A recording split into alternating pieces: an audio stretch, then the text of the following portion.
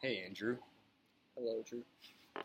All right, so I want to ask you questions about neo-imperialism in the fast food industry. The first question is, what is a mom and pop shop?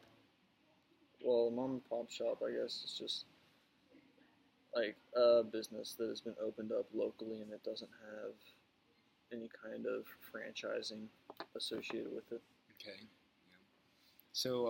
So how do you compare fast food industries to small restaurants like a mom and pop shop? Well, the only difference really is it's just fast food industries.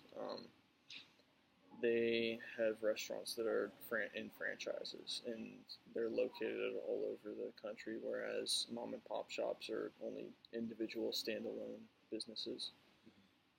And so what type of food is like in highest quality in terms of restaurants, kind of like fast food or like small local businesses?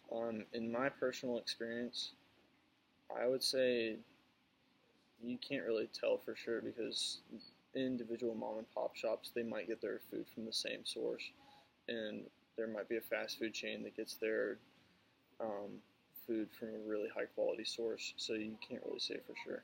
All right, next question.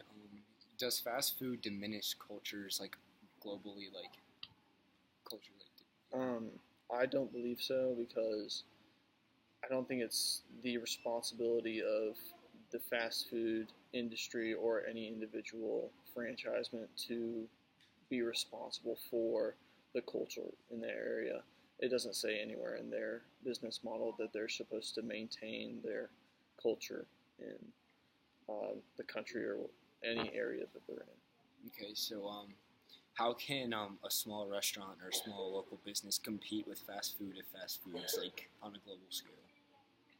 Um, well, if we're just talking about standalone restaurants, this the food industry is massive, and you see McDonald's all over the place, but you also see at the same time individual stores or rather individual restaurants pop up all over the place. People have to eat, and there's always going to be a demand for food. So it just depends on what that business owner wants to do.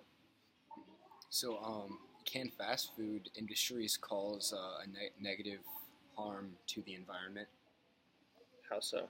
Kind of like maybe like their factories or like farm being like kind of like the CO2 emissions and whatnot, kind of just like the general environmental issues we have today. I I don't really see how that's related Because because it would just have to be like individual restaurants because I don't know how McDonald's makes their food or cause, Arby's makes their food or any other fast food because industry.